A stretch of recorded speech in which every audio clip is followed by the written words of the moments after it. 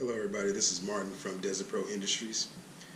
I just wanted to make a little video on the Armscor MAK 22 rifle that I've actually been working on for a family member for a little bit. And while there are several videos out there that talk about kind of the basic teardown, I really wanted to kind of put something together to kind of show everybody the pieces and parts that I've kind of learned over time. Naturally, there are some exploding diagrams out there that kind of break it down, but you know, to be candid, they're a little crude, and you know, of course, we know they were made a long time ago.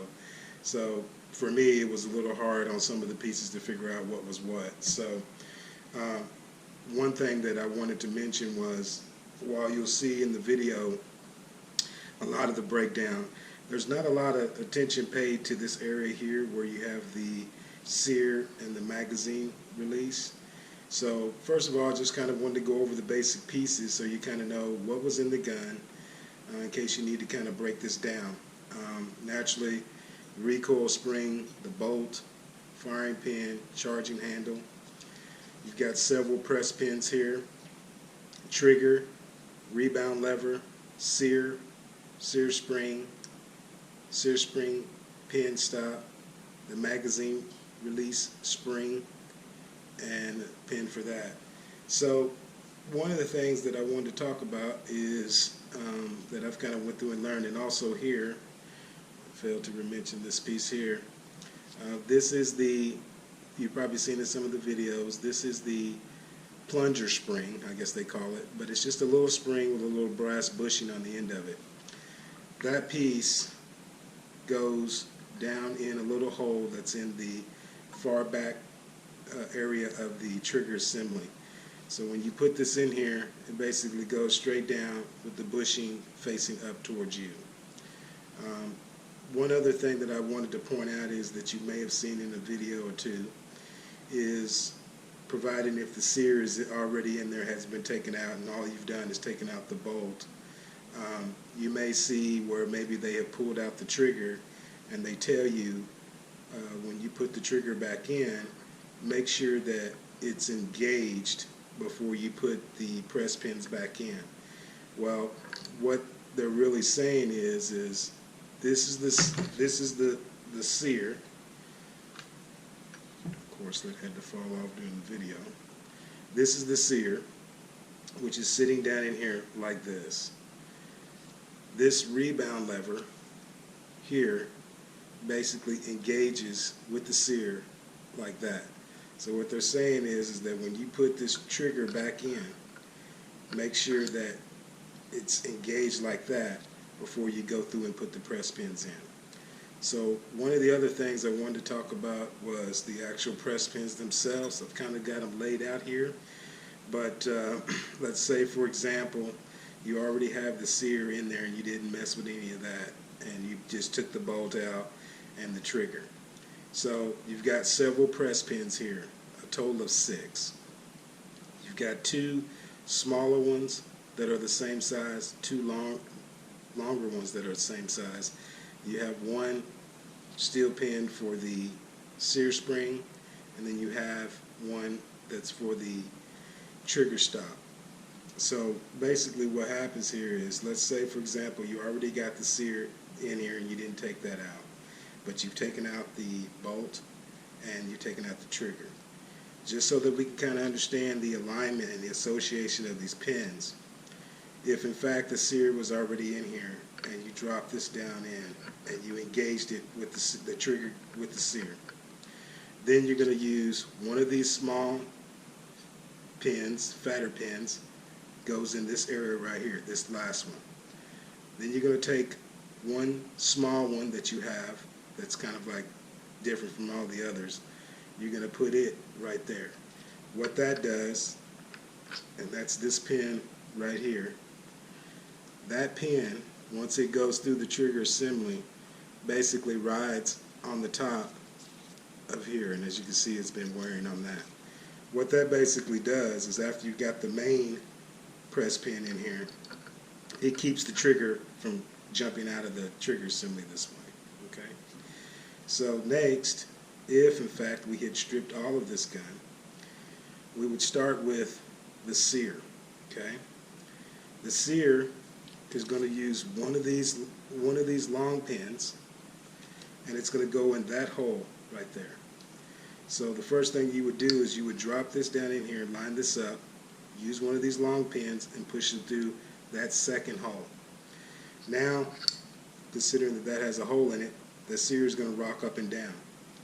Then what you're going to do is you're going to use one of the shorter pins to put in the center hole right there. That is a stop for the sear. What that does is keep the sear in there level, so it will look in there like this when that is done. Okay?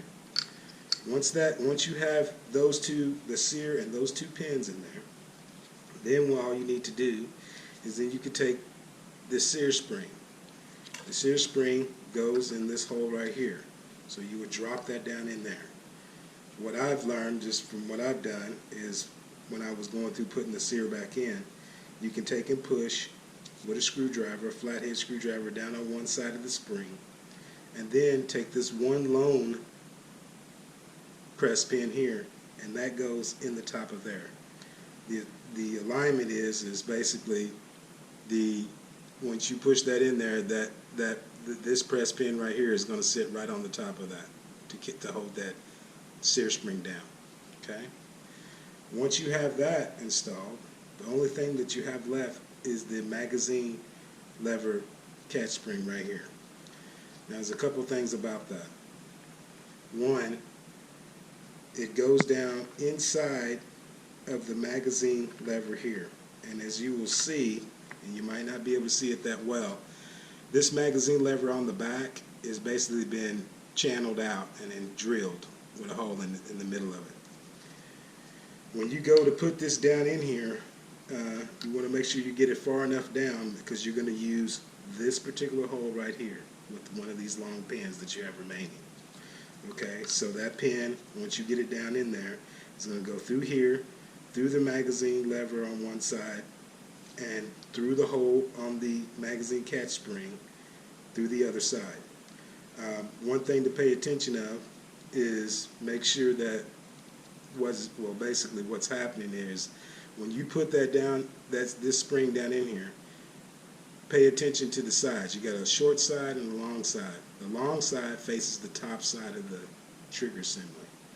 The small side basically rides on the top of the sear like that. Okay? And you'll know that you'll have it right due to the fact that once you put this down in here, you got it lined up, got the press pin through it. If you've got it backwards or anything, or you don't have it right, what will happen is that this magazine lever will not have any tension on it. And you'll know that right away due to the fact that once you go to put your magazine in, if there is no spring tension on that magazine lever, then basically your magazine will just continue to just pop out. So just wanted to bring that to your attention. One other thing, this is considered the rebound lever. In some of the videos you may have seen where after you've taken the bolt out and actually you're going to put the bolt back in, they will tell you you need to use something pointed, small and sharp to trip the rebound lever in order while you're pushing the bolt forward to get it to go completely forward. Well, basically, if you look at this, and you may not be able to see this, but on the rebound lever itself, the manufacturer has actually stamped the word trip, and there's an arrow on it stamped marking this direction. So basically, that's what they're talking about. You're basically tripping this particular piece in order to get the bolt to go all the way. Okay? One other thing that throughout my travels with this rifle that I wanted to show you is there may be, depending on how your gun is acting, you may need to replace this rebound lever. You can do that by yourself. One thing I want to make sure that you pay attention to is on the trigger assembly with the rebound lever, there's just one press pin right here. In order for this rebound lever to pivot back and forth, as you see here, there is a spring and actually a little ball bearing that is on the end of here. Please be very careful when you take this apart and take out that press pin, because what will happen if you're not paying attention and you knock out that press pin and you're not holding all of this rebound levers, and you pull that out, what's going to happen is you're going to lose, you potentially could lose the spring and the ball bearing. One thing that I did as a little tip, and I'm not sure how they do it in the factory, is that when you go to put this back together, should you need to change one of those out, is I kind of cheated with a little bit of super glue. So I took the spring and super glued the ball bearing on the end of it, which allowed me to hold the trigger, push the spring in with the ball bearing attached, slide in the rebound lever, and then push the press pin in. Once that was done, I knew that it was working. Then I hit it with a little acetone to break up the CA from the super glue, and then I hit it with some WD-40, and then that broke everything free, and the trigger assembly was good to go. So that's pretty much it in regards to the parts of the gun.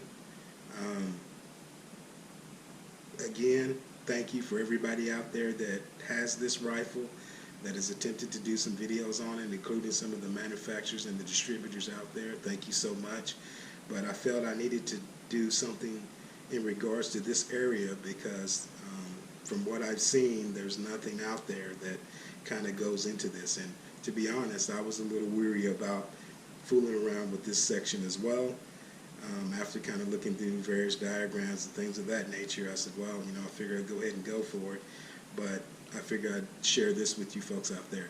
So thank you for watching. GoPro, stop recording. GoPro, stop recording.